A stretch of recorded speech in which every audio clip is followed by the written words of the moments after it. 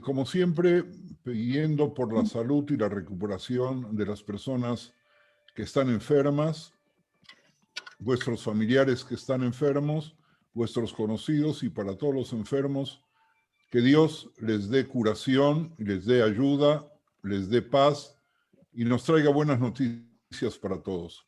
Miren, Javerín, la semana pasada analizamos a Yehudá y para poder ver la interacción con su hermano Yosef, tenemos que detenernos obligatoriamente en el personaje tan hermoso y profundo que llegó a llamarse tzadik como Noah, pero que no era un tzadik como él.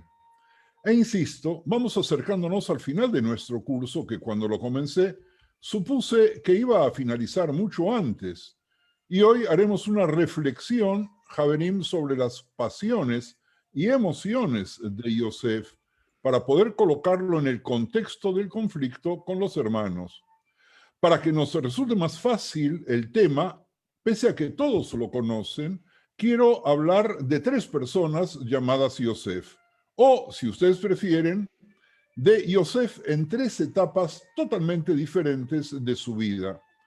En primer lugar, Bereshit 37, el Yosef en su relación con sus hermanos. En segundo lugar, Bereshit 38, 39, 40 y 41, donde Yosef ya se encuentra en Mitzrayim, que se encuentra con Potifar, se encuentra en la prisión, los sueños del faraón y por último, que no creo que lleguemos hoy, pero ya como les digo, estamos mamash terminando el ciclo y todavía sigo esperando vuestras recomendaciones.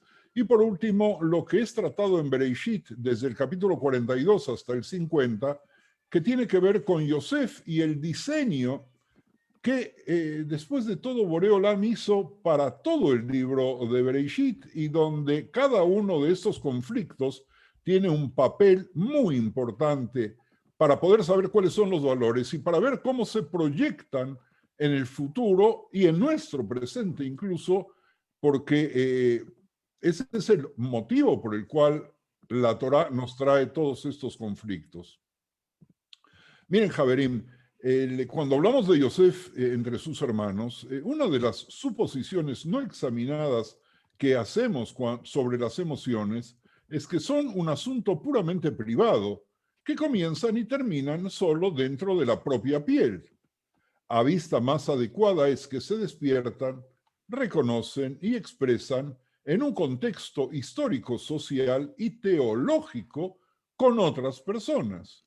Esto probablemente ocurre primero en nuestras familias y luego en contextos más amplios, como la escuela, los negocios y el gobierno. Esta visión intersubjetiva de las emociones puede verse en las primeras experiencias de Yosef, si es que empezamos a leer sobre él abriendo Bereshit en el capítulo 37. Al primer Yosef que conocemos es un jovenzuelo y aprendemos sobre él básicamente la estimación de su propia importancia dentro de la familia grande familia porque eran muchos y Yosef era de los menores. Y Yosef estaba cuidando los rebaños con sus hermanos y un buen día, nos cuenta Bereshit 37:2, trajo a su padre algo sobre sus hermanos. Y la Torá dice en la traducción más o menos así: esta es la historia de la familia de Jacob. Yosef tenía 17 años y apacentaba las ovejas con sus hermanos, y el joven estaba con los hijos de Bilhá y los hijos de Zilpá, que eran las mujeres de su padre, e informaba Yosef a su padre de la mala fama de ellos. Fíjense ustedes, su aparición en el capítulo 37, prácticamente en el principio, es que está con sus hermanos apacentando ovejas y que lleva el chisme de algo sobre sus hermanos a su padre. No es probable que este sentido de superioridad sea un pensamiento original que surge espontáneamente en la imaginación de Yosef. Es decir, algo había ahí y que alguna vez lo hemos visto también. Es más probable que viene en cierta medida esta es una nueva manera de verlo, no de lo que estaba sucediendo allí, sino que viene a partir de Jacob. ¿Por qué? Porque Yosef ama a su padre y tiene conocimiento desde temprana edad de lo importante que son las ovejas para Jacob. Acuérdense en Javerín cuando vimos Caín y Abel y vimos una especie de conflicto entre quienes trabajaban la tierra y quienes apacentaban rebaños, como una de las formas de dividirse la tierra y el mundo en aquel entonces. Y aquí hay una especie de recuerdo, vamos a verlo enseguida más profundamente, de otro modelo de división del mundo. En la generación anterior, el hermano de Jacob, nuestro querido Eisaf, se había burlado de la tarea de cuidar rebaños, prefiriendo en cambio la emoción de la caza. Sin embargo, Jacob ha vivido con una visión diferente. Un segundito, por favor. Dame el cable, lo voy a colocar al módem. Un segundito, que parecería ser de que hay alguna dificultad en la transmisión.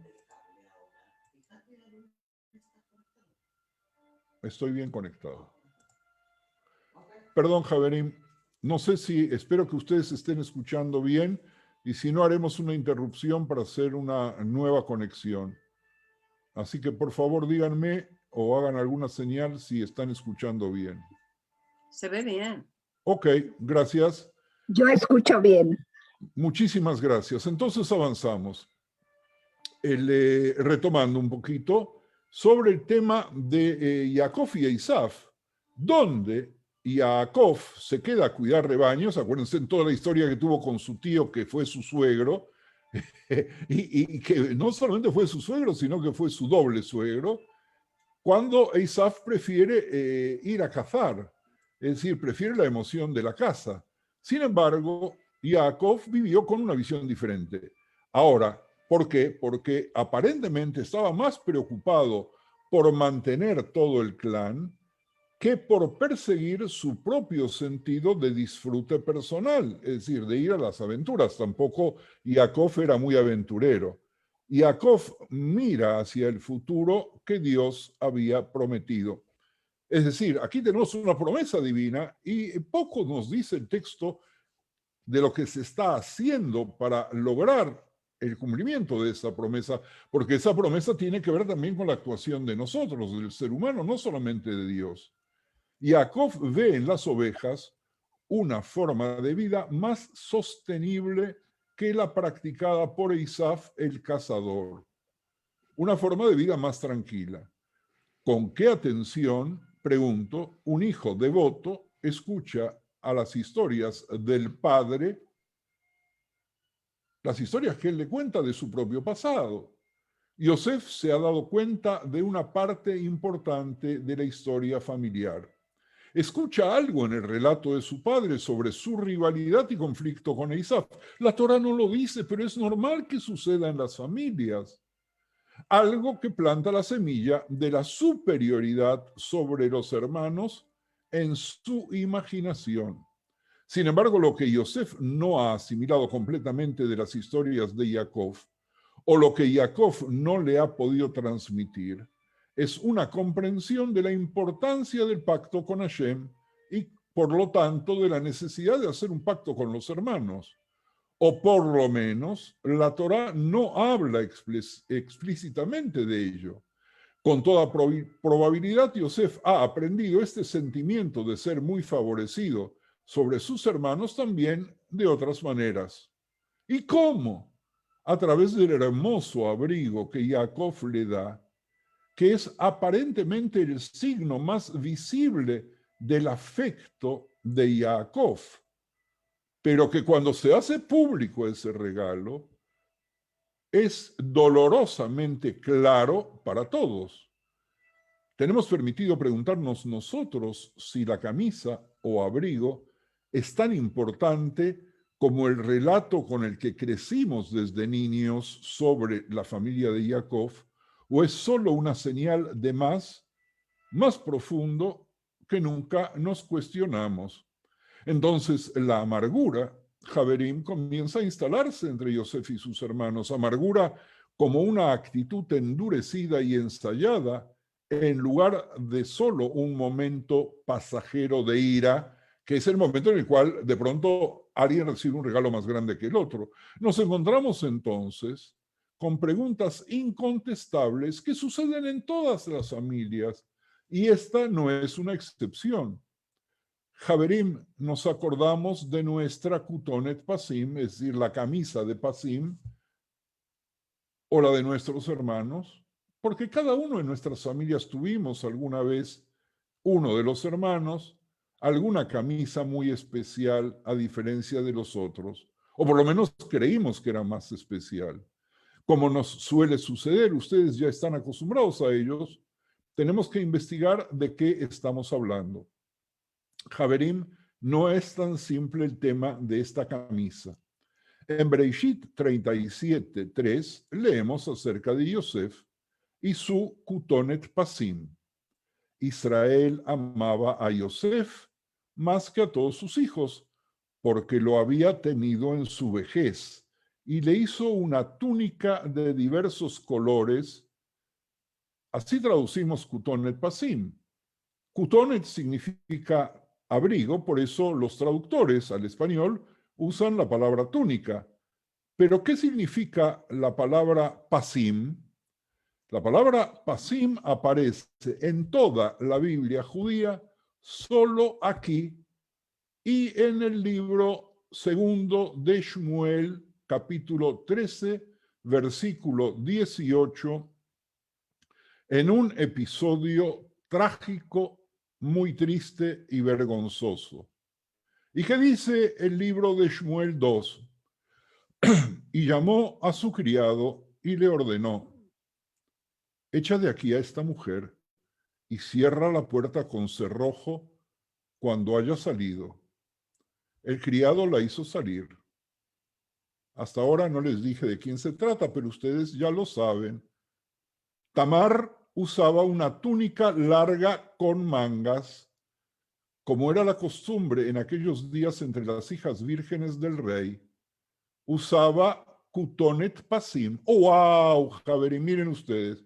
Kutonet Pasim aparece en todo el Tanaj únicamente 2 veces, en Bereshit, con el regalo de Jacob a Yosef, y no sabemos de qué se trata, y aquí en el vergonzoso acto de Amnón con su hermana.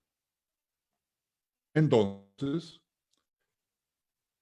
no podemos pasar por alto este contexto, pero no deja de invitarnos a pensar que la prenda aparezca en este incidente entre Amnón y Tamar.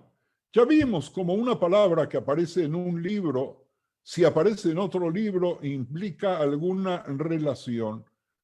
Y nosotros no vamos a tener tiempo de dedicarnos a ver la relación, por lo tanto, ustedes la van a imaginar. Cuando termina todo, Tamar fue a casa de su hermano Amnón y lo encontró acostado. Tenía que darle de comer. Tomó harina, coció, me estoy salteando el texto, luego tomó la sartén para servirle, o el sartén, como decimos en México, pero Amnón se negó a comer y ordenó: fuera de aquí todos. Amnón le dijo a Tamar: trae la comida a mi habitación y dame de comer tú misma. Ella tomó las tortitas que había preparado y se las llevó a su hermano Amnón a la habitación. Pero cuando se le acercó para darle de comer, él la agarró por la fuerza y le dijo: ven, hermanita, acuéstate conmigo.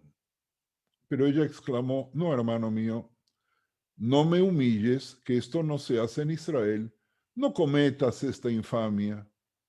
¿A dónde iría yo con mi vergüenza? ¿Y qué sería de ti?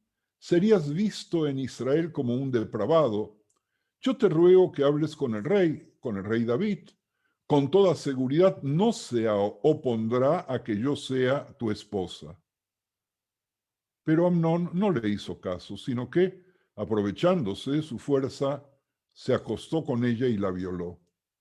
Y el Tanaj nos sigue diciendo que el odio que sintió por ella después de violarla fue mayor que el amor que antes le había tenido, así que le dijo, levántate y vete. Y ella replicó, no me eches de aquí. Después de lo que has hecho conmigo, echarme de aquí sería una maldad aún más terrible. Pero él no le hizo caso, sino que llamó nuevamente a su criado y le ordenó, echa de aquí a esta mujer y cierra la puerta. Así que el criado la echó de la casa y luego cerró bien la puerta. Y Tamar llevaba puesta una kutonet pasim, una túnica muy elegante, pues así se vestían las princesas, porque ella era princesa vírgenes. Al salir, se echó ceniza en la cabeza, se rasgó la túnica y llevando las manos a la cabeza, se fue por el camino llorando a gritos. Se rasgó la túnica, Javerim, se rasgó kutonet pasim. Lo mismo que sucedió con el kutonet pasim de Yosef, cuando sus hermanos la rompieron y la mancharon con sangre y la llevaron al padre. Fíjense en ustedes cómo de pronto las palabras kutonet pasim sirven para hacer un puente entre dos acciones ocurridas muy lejos en el tiempo, pero igualmente trágicas de otra manera. Entonces su hermano Absalom le dijo, ¿así que tu hermano Amnón ha estado contigo? Pues bien, hermana mía, cálmate y no digas nada. Cálmate y no digas nada. No tenemos tiempo, pero no es necesario hablar del silencio de la mujer en este caso. ¿Qué más le dice Absalom? Toma en cuenta que es tu hermano. Y desolada, Tamar se quedó a vivir en casa de su hermano Absalom. Y el rey David, al enterarse de todo lo que había sucedido, se enfureció. ¿En qué momento se enteró? El Tanaj no lo dice. Absalom, por su parte, no le dirigía la palabra a Amnón, pues lo odiaba por haber violado a su hermana Tamar. Si tuviéramos tiempo ilimitado, nos detendríamos a pensar que estamos viendo un trágico incidente en la familia de los descendientes de quién? De los descendientes de Yehudá, mis queridos amigos. De Yehudá, el personaje acerca de quien hablamos la semana pasada, del reliciente, del que se había superado después de lo que le sucedió a partir de su encuentro con su nuera, que se llamaba Palmera. ¡Wow! Tenemos aquí no solamente la repetición del concepto de kutonet pasim, sino que también tenemos la ruptura de kutonet pasim y tenemos también a Tamar, una Tamar aquí y una Tamar allí. Tamar que fue 2 veces la nuera de Yehudá, así como fue la madre de 2 de sus hijos, los gemelos, de uno de los cuales sale David. ¿Estamos, Javerim? ¿Me están siguiendo? Volvamos, por favor, a kutonet pasim, que fue un abrigo de muchos colores, o quizás un abrigo rayado, ya que la palabra pasim significa rayas, entre otras palabras similares, como franjas. El estudioso Sarna, que habíamos trabajado con él ya en otras reuniones, escribe que el Redak, Rabbi David Kimhi, tomó la palabra pasim para significar rayado, mientras que la traducción de los 70, la Septuaginta y la Vulgata tradujeron del hebreo como un manto de muchos colores. Pero que sin embargo, en 2 Shmuel 13, 18, 19, la prenda se menciona como la vestimenta distintiva de las hijas vírgenes de la realeza, como ya vimos, y Josefo Flavius la describe como una túnica de largas mangas que llega hasta el tobillo. Y hay un dato más. En hebreo, arameo y el arameo rabínico, la palabra paz no solamente significa raya, sino que también significa la palma de la mano y la palma del pie. Uno de los comentaristas del Midrash dice que el Kutonet Pasim era algo tan fino, tan delicado, que se podía doblar de manera tal de que cupiese en la palma de una mano y que luego se abría, como hay en estos momentos ropa que viene acompañada con una bolsita que uno puede colocar la misma ropa, la chamarra o la campera dentro de ella y llevarla de un lugar para otro. Ahora, fíjense ustedes que Ibn Ezra, Bajaya, Ibn Pacuda, Ramban, Nachmanides, en Éxodo 28.2, dice que la palabra pasim puede traducirse como bordado. E Ibn Yanach, sobre quien hablaré en un minuto, porque probablemente ustedes nunca hayan escuchado del Ibn Yanach, piensa igual que Redak. O la traducción de Jonatán, Targum Jonatán, dice que era una camisa con dibujos. También puede denotar una prenda larga que llega hasta las palmas de las manos, dice Rashbam, dice Ibn Ezra, dicen Baalei Tosafot y dice el Midrash Bereshit Rabá en 84. Y que también llega hasta los pies, dice Lekachtov. Alternativamente, la palabra denota el material con el que se hizo el abrigo, que era, ¿de qué material era la camisa? Según Rashi, lana fina. Según Ibn Hanach, era de seda. Estudiosos modernos, basándose en Onkelos, es decir, Aquiles, el traductor al arameo de la Torá, explican que la posición de Radak se basa en la forma plural de la palabra pasim y no paz, lo que significa que era una túnica hecha de retazos. Diciendo algunos otros que Jacob le dio a Yosef una prenda de vestir de la realeza. ¿Y por qué una prenda de vestir de la realeza? Porque esa prenda no era adecuada para los pastores. Y de esa manera estaba indicando que Yosef no debía ir a pastorear. Y esto parecería apoyar la teoría de una prenda de manga larga, como también escribió Shadal. Luzzatto, el largo de la ropa, es un signo de liberación y prominencia. Liberación del trabajo, prominencia de importancia, indicando que él no debía hacer trabajos manuales. Se dice entonces que la frase probablemente significa que era una túnica compuesta de rayas variables. Señala que según la mayoría de los comentaristas significa una túnica muy grande como un vestido largo. Y se conecta, por lo tanto, ya lo vimos, también con la posibilidad de colocarla dentro de la mano. Algunos indican que el significado que dice que era una tira raya se remonta a los tiempos talmúdicos. Yona ibn Jenach, Rabbi Yonás o Abu al-Walid Marwan ibn Yana, de Córdoba, España, nacido por ahí del 990 y que vivió alrededor de 60 años hasta el año 1050, fue el más importante gramático y lexicógrafo en hebreo de la Edad Media. Nació en Córdoba, España, en algún momento anterior al segundo milenio. Estudió en Lucena tras abandonar su ciudad natal en 1012. Y tras recorrer la península ibérica, finalmente se asentó en Zaragoza y murió. No se sabe exactamente el año, pero especulamos que fue en el 1050.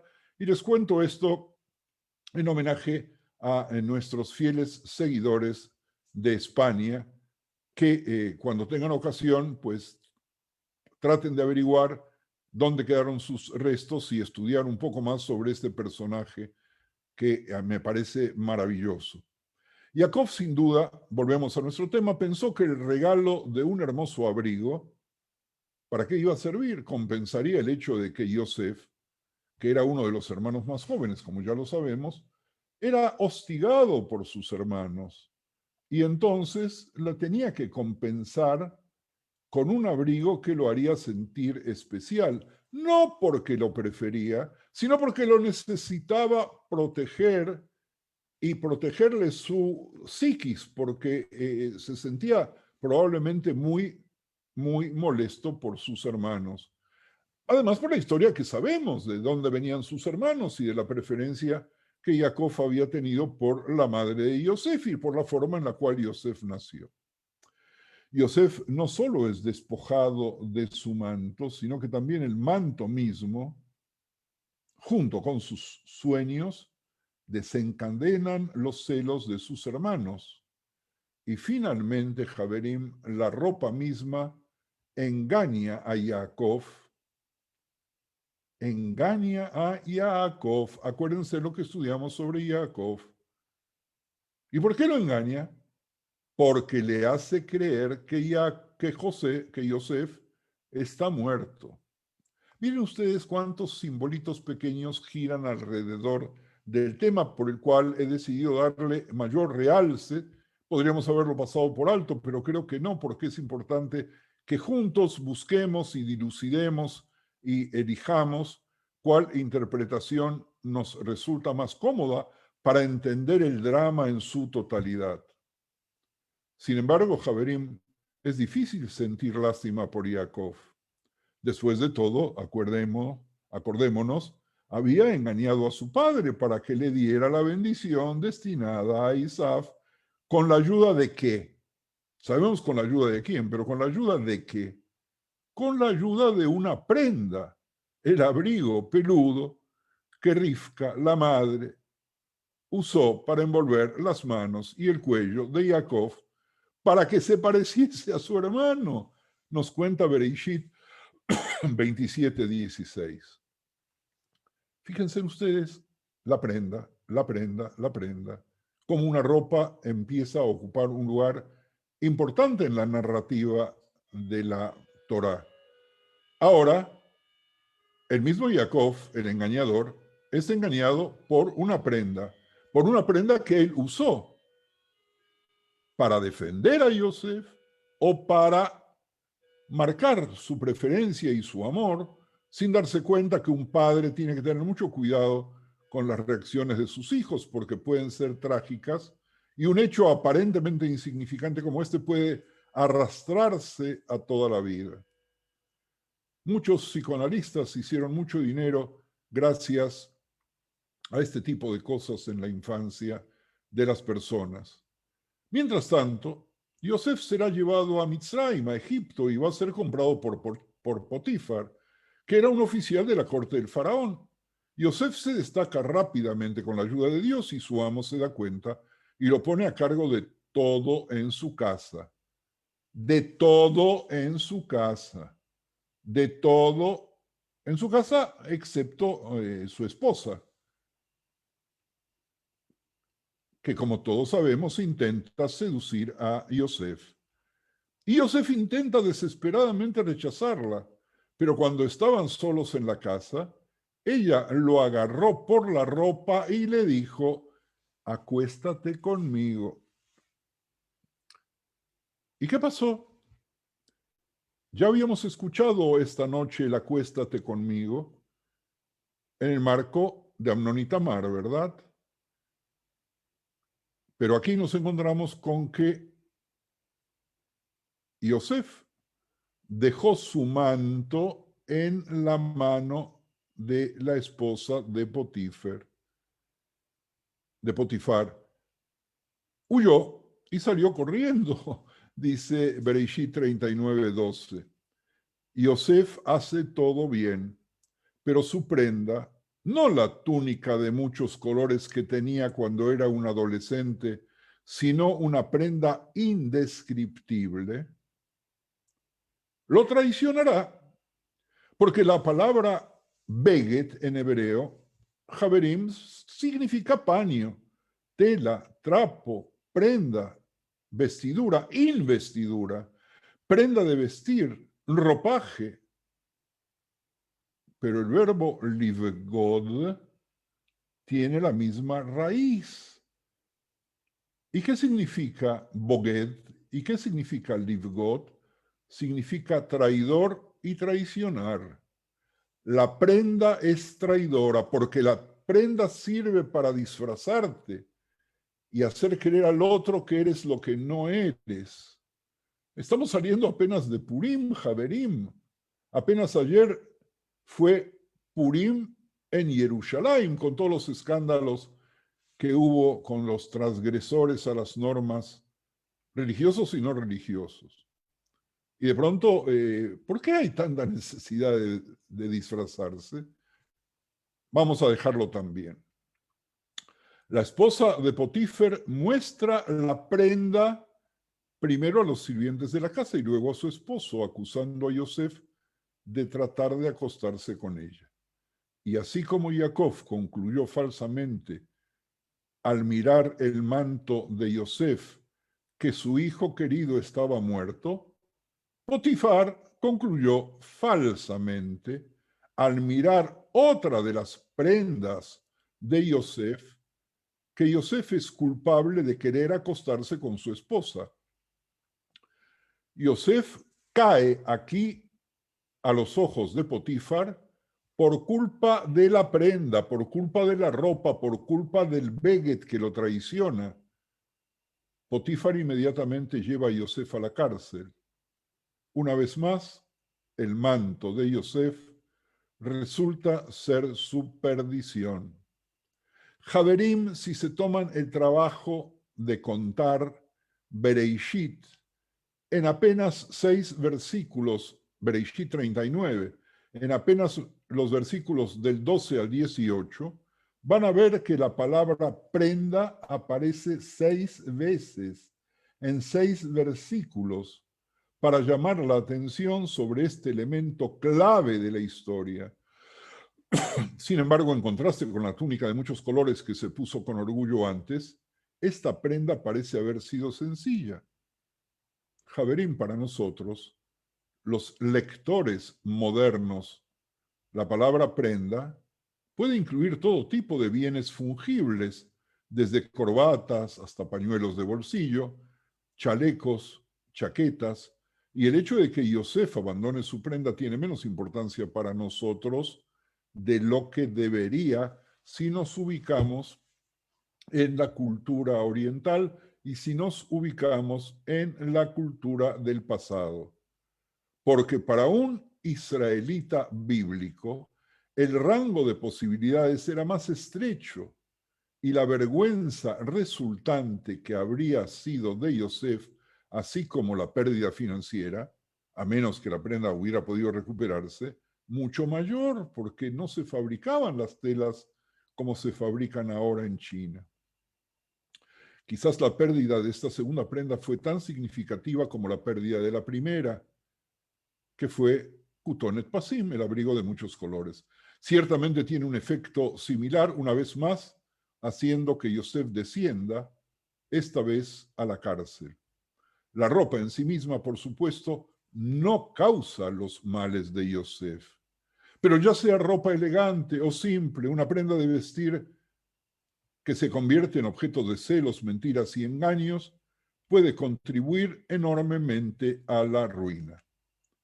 Ok, vamos a hacer una muy breve interrupción por si alguno de ustedes quiere que ampliemos algo de este tema o tiene alguna pregunta, y yo de paso aprovecho para tomar un poco de agua para refrescar la garganta. Bakasha, Javerim, si hay alguien que quiera preguntar o opinar.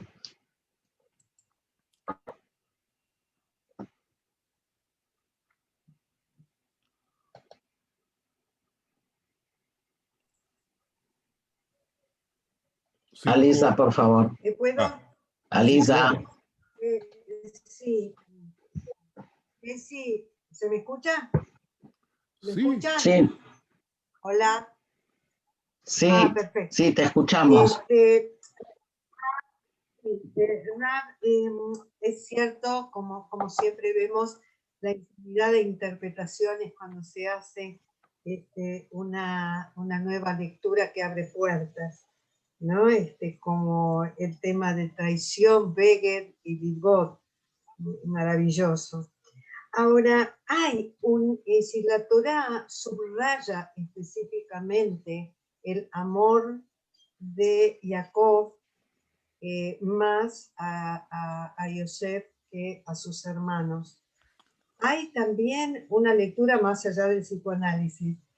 Hay también una lectura posible de cierta, digamos, de cierta acusación a Jacob por esa actitud respecto de los otros hijos. Mira, por de pronto en la misma Torá cuando habla del amor que tiene, habla del amor que tiene porque es un hijo que nació a la vejez. Igual que Binyamin, son los hijos de la vejez y se supone que los hijos de la vejez son más queridos. Hay algo muy interesante, que la Torá no necesita adjetivizar, porque de la narrativa, nosotros, tengamos conocimientos psicológicos o no, vamos a ir percibiendo los errores de Jacob. Claro, no cuando se enseñan en la primaria, ni tampoco en la secundaria, cuando los maestros están apurados y cuando los maestros tampoco aprendieron estos detalles y estos juegos de palabras que nosotros hacemos aquí en este grupo a partir de lo que dijeron los jajamim, es decir, no estamos inventando, estamos demostrando hasta dónde se puede jugar a partir de que otros, antes que nosotros, se hicieron las mismas preguntas que hiciste tú. Y hay obviamente una línea que dice, bueno, mira, Jacob el engañador fue engañado una vez y fue engañado dos veces y fue engañado tres veces. Por favor, Jacob, no vengas con quejas de que te estén engañando, porque en definitiva hacen lo que tú les enseñaste a hacer. Y de alguna manera, cuando hice una referencia sobre la historia familiar, que a veces los padres no cuentan, nosotros sabemos lo que sucede con los hijos de los Pleitim que pudieron salvarse de la Shoah, la primera generación, la segunda generación, que no podían hablar.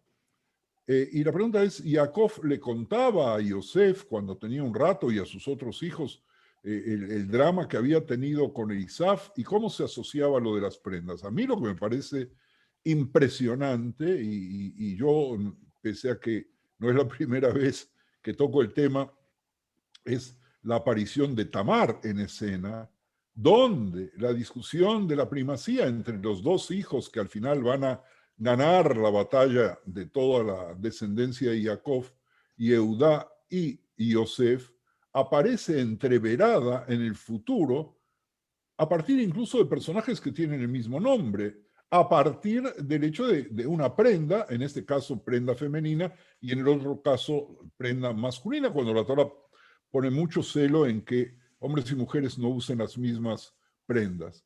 Es decir, hay aquí latente, y no es necesario ningún gran esfuerzo para rascar un poquitito la superficie y ver que no hace falta que la Torah nos dé puntaje sobre cómo se comportaron nuestros antepasados.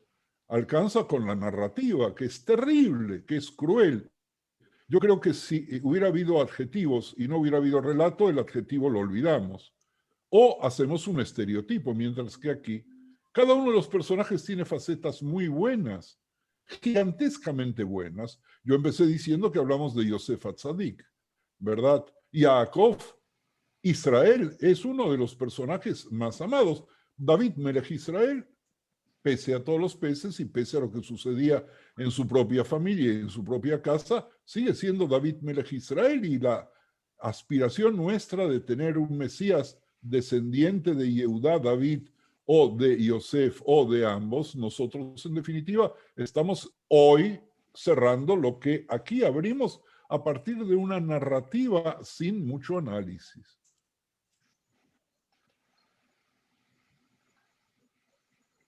¿Alguien más? Sí, Bruria. Y yo también quiero cuando Sí. pueda. Sí. Sí, por favor. Primero Bruria, después Rosa.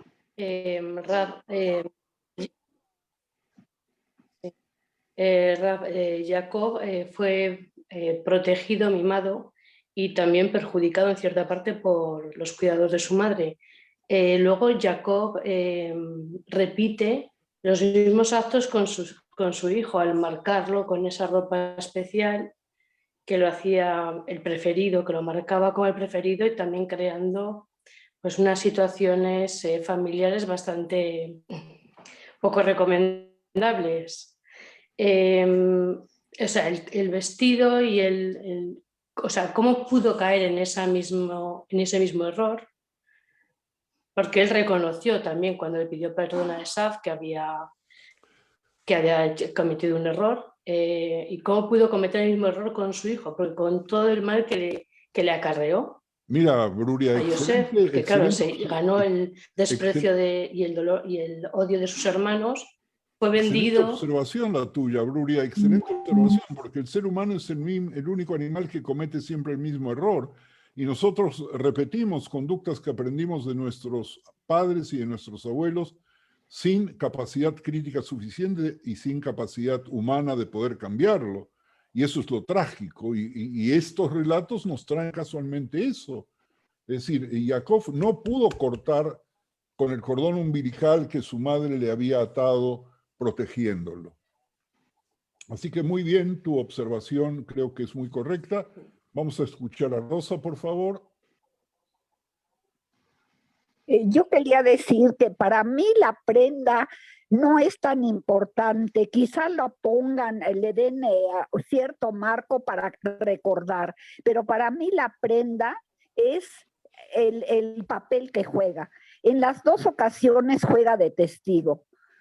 O sea, hace el papel de una persona, un testigo en un jurado, porque es la prueba que marca que los hermanos que vendieron a Yosef, que Yosef está muerto, y luego la hace de testigo para indicarle a Putifar que Yosef había actuado mal. Esa es una. Otra, me extraña que Jacob, con todo lo que pasó, no se le haya ocurrido pensar que es una barbaridad favorecer a un hijo en medio de los demás. Ocurre, estoy segura que ocurre porque uno favorece a un alumno sin quererlo o a un hijo sin quererlo, pero hay que tener cierta sutileza y comprensión para tratar de aguantarte las ganas y tratar a todos por igual, para que no se note la diferencia. Yo voy a agregar, Rosa, lo que tú dices, que es cierto, de que aun cuando uno trate de simular que quiere a todos por igual, todos perciben. Y el hecho de que de pronto Yaakov no puede reprimir su elección por el hijo primero, primogénito, de su mujer amada, nos indica otra vez que es un ser humano con todas las debilidades, como la tuya, como la mía, como la de todos, y que bueno, y en eso se equivocó, y nosotros hoy, tantos años después, estamos marcando su error por el cual él pagó, y pagó mucho, mucho, muy caro pagó por eso, porque por un lado estuvo en la situación más terrible por la cual puede estar un padre, que es una muerte no comprobada.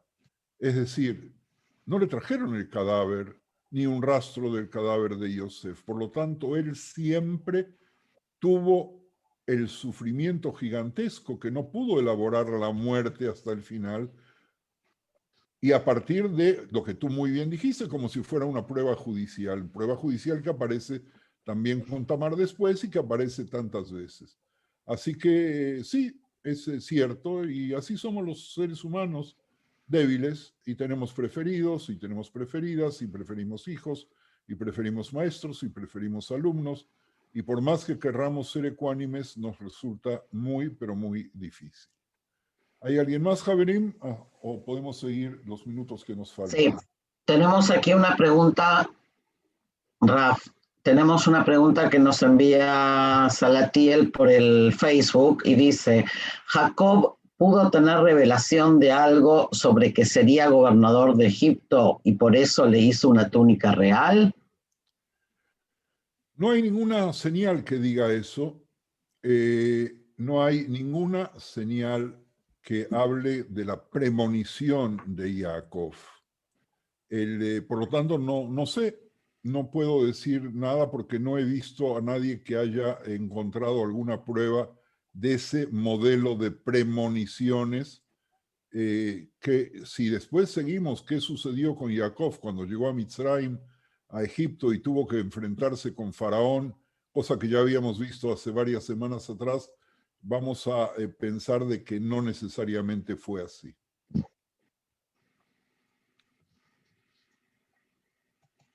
Ok. Avanzamos. Adelante, Raf. Sí.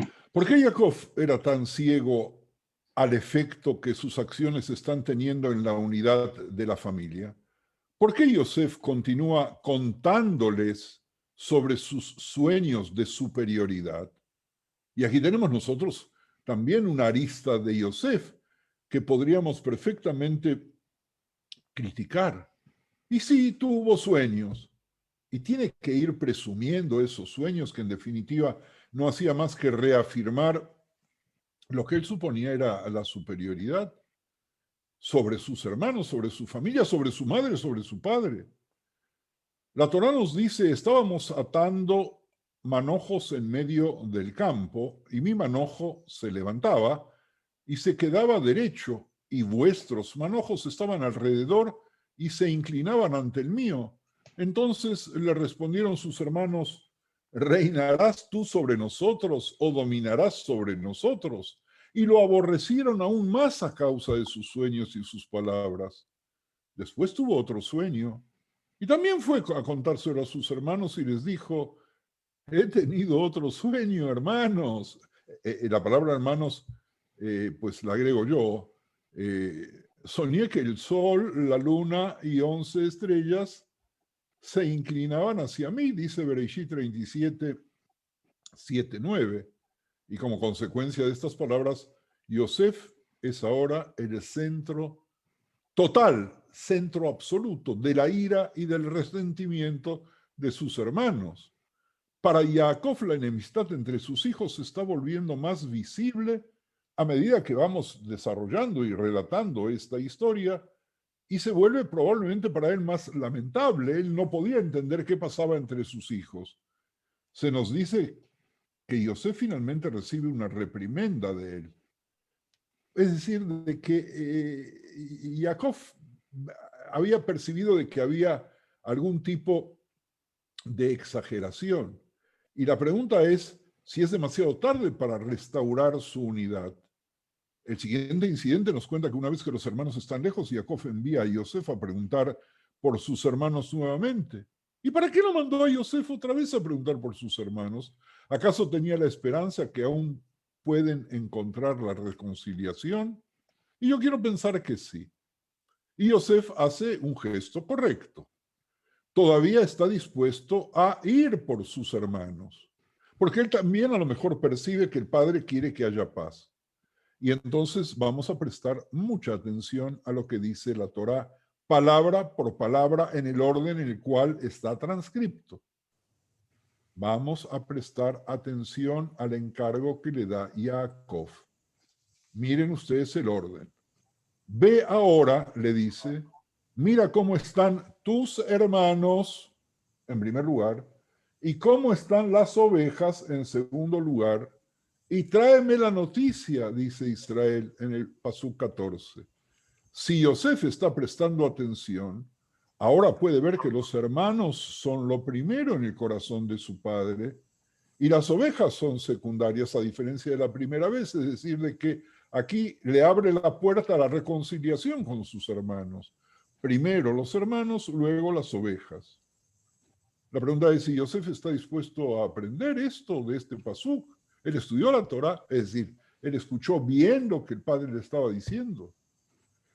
La historia nos da una pista que sugiere que Yosef está comenzando a ganar algo de sabiduría sobre el deseo más profundo de su padre por tener a la familia unida. Lo hace. No se rinde después de que inicialmente tenga problemas para localizar a sus hermanos. Vamos a leer la Torá otra vez. Le dice a uno de los hombres de Shem que andaba por ahí, estoy buscando a mis hermanos y a los rebaños. ¿Oyeron? Voy a repetir lo que le dijo a Shem. Estoy buscando a mis hermanos, en primer lugar, y a los rebaños, en segundo lugar. Aquí vemos que Yosef está dispuesto a buscar a sus hermanos, pero lo que encontrará es, ¿qué va a encontrar cuando él aparentemente va a reconciliarse? Que los hermanos están dispuestos a livgodbo, es decir, a traicionarlo. Y uno dice, aquí viene ese soñador, vamos a matarle y vamos a tirarlo a una de las cisternas. Entonces, qué risa tonta hice ahora, ¿verdad? Veremos en qué se convierten sus sueños, dicen los versículos 19 y 20. Miren ustedes el drama nuevo drama.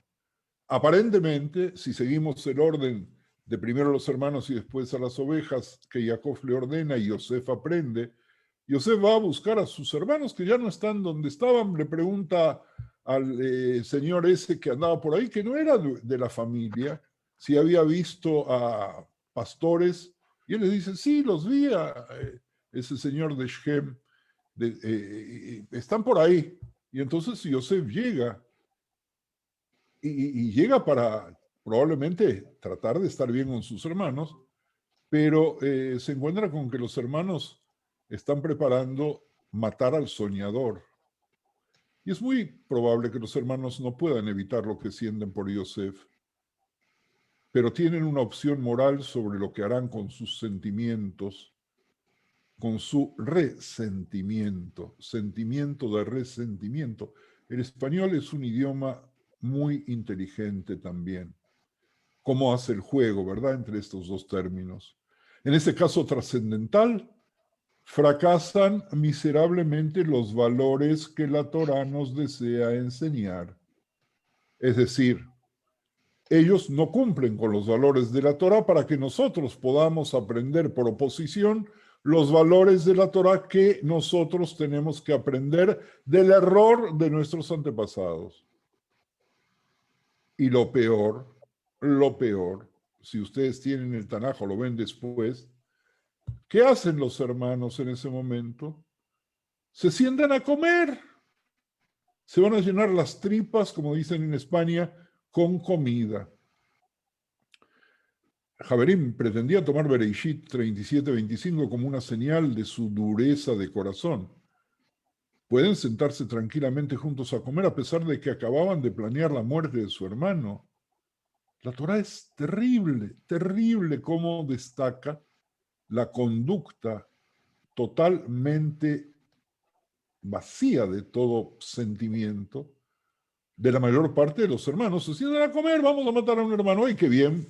Vamos a ver qué hay hoy para comer. Venga, mesero, tráiganos algo de comer que sea sabroso.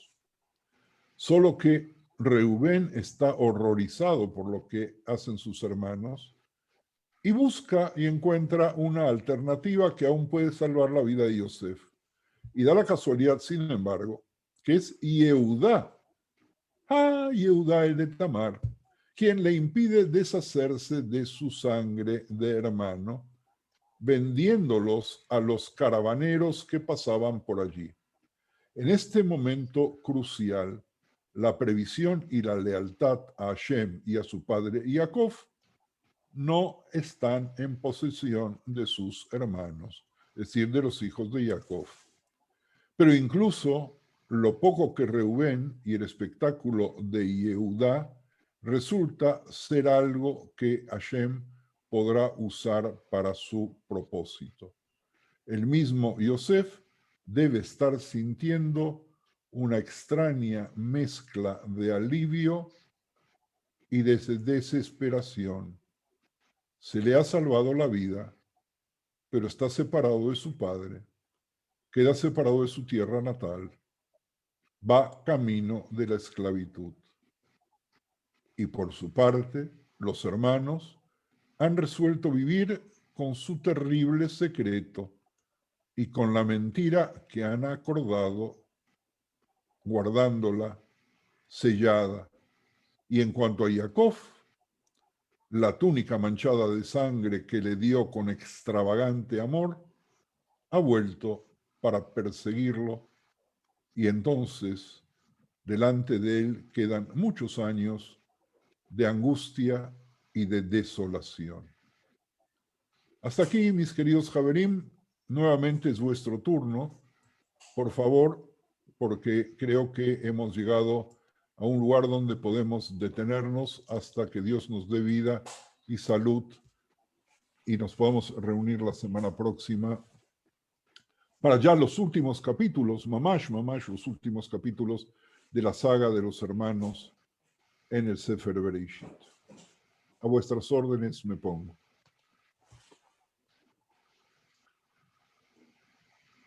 Bacallá, si hay alguien que quiera preguntar o participar, es ahora.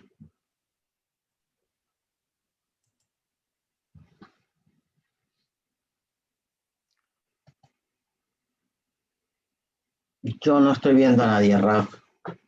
Pedro escribió, a ver si puedes recoger su anotación en el chat.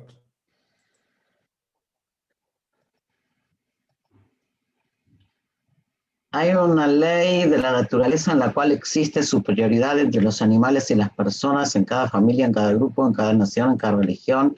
Hay un líder supremo. Dios en su grandeza nos creó la ropa para poder informar a todos de la superioridad o de la posición social de cada persona. En otras palabras, tenemos que publicar nuestra posición social. Un rey tiene que nombrar el futuro rey. Un rey tiene que nombrar el futuro rey. Si no lo hace explícitamente, va a causar un caos y una guerra. Jacob nombró a Yosef líder, pero cuando los hermanos no lo aceptaron, Jacob no lo apoyó a Yosef abiertamente a causa de la guerra entre los hermanos. ¿Algún comentario a lo que dijo Pedro? ¿Algún comentario más?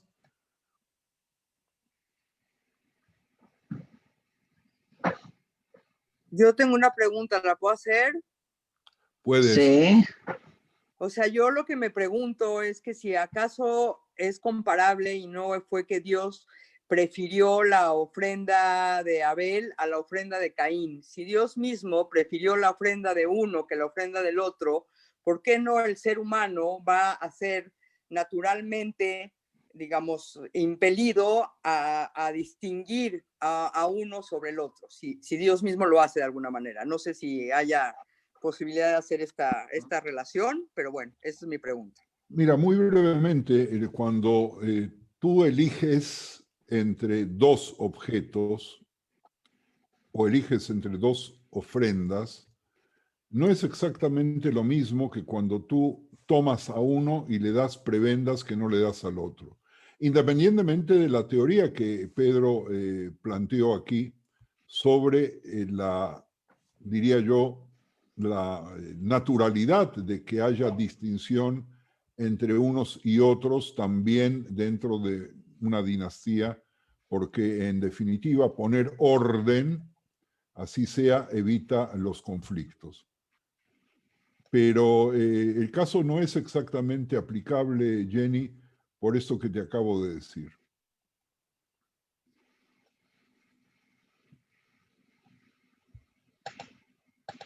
José Pero Manuel, no tenemos que estar de acuerdo. No. Yo sí. Okay. Estaba por mujeres con mujeres decir lo mismo que Eugene, pero de la preferencia de Hashem ya de partida, pero la ley del mayorazgo incluso es una cosa ya estipulada en la Torah, que el hijo mayor recibe más que... Esta es una mirada de la actualidad de que todos los hermanos son iguales, pero que el hermano mayor reciba más que los otros ya está como estipulado. Tal vez nosotros no estamos enfocándolo en el sentido que quiere enseñarnos la Torá, o algo pasa con eso. O Mira, padecemos Shoshana, de modernidad en el análisis, qué sé yo, no sé. No, Shoshana, es muy importante lo que tú dices, porque si recorres todo Bereshit, y tú te incorporaste hace poco, pero si lo hubieras recorrido desde un principio, te hubieras dado cuenta de una paradoja. ¿Y cuál es la paradoja terrible? De que siempre, siempre, siempre, creo que sin excepción, el elegido no es el mayor. Recorre mentalmente por un instante los hermanos quién es el mayor, sí, Ismaelos y Yitzhak, de los hijos de Noah, que ya habíamos visto obviamente hace ya tanto tiempo, entre Caín y Abel, quién es el que sobrevive, qué pasa con Eisaf y Jacob, etcétera, etcétera. En todos los casos, en Bereshit, la elección recae paradójicamente sobre el menor, estableciendo algo que rompe con la tradición geográfica del lugar, geopolítica del lugar, y algo que tiene que ver con otro tipo de normas, que para analizarlas tenemos que ver el sistema económico en cuanto a la distribución tribal y cómo funciona eso. Y también en el caso del hecho de que los mayores, los primogénitos en un momento dado, tenían a su cargo el servicio divino y son destituidos a partir del sacrificio o la presentación, la construcción del becerro de oro y reemplazados por los Kohanim, que yo hace pocas semanas atrás planteé si fue un premio o si fue un castigo a los Kohanim por ciertas conductas que ellos tenían, particularmente Levi, el hijo de Jacob. ¿Tenemos a alguien más? Rab, te preguntaste por lo que dijo Peter y me quedé pensando.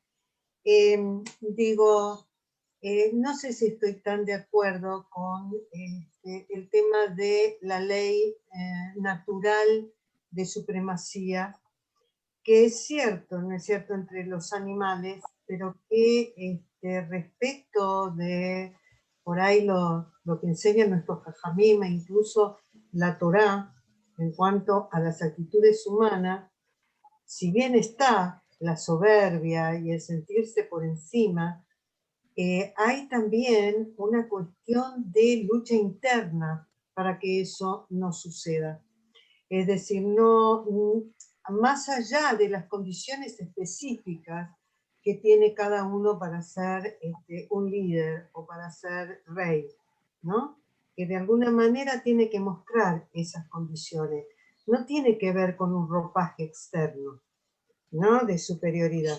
Eso díselo a Pedro, que está con nosotros y que te conteste. No te escuché. Que ese argumento, contradiciendo lo que Pedro escribió, Peter escribió, pues espero que Peter todavía no se haya desconectado para que te pueda contestar él.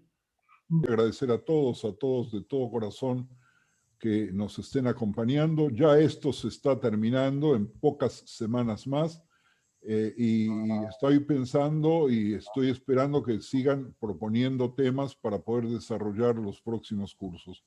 Así que otra vez gracias y otra vez un pedido a Dios que le dé salud a todos, particularmente a tu madre Jenny, que nos acompañas en estos momentos, de todo corazón, con todo el amor que todos los que te conocen te tenemos y todos los que estamos aquí queremos pedirle a Dios para que tengamos buenas noticias.